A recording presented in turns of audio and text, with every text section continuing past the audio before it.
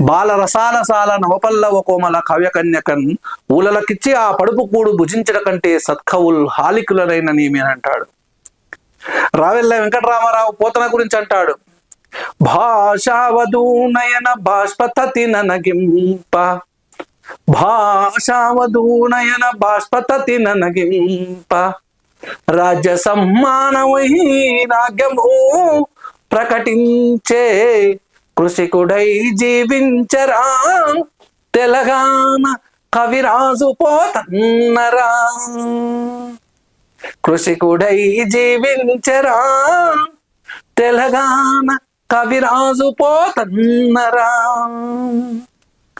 చూడండి, కృషికుడై జీవించడు, వ్యవసాయం చేసుకొని బతికిండు, ఎవరికి తన కావ్యాలను అంకితము చేయలేదు.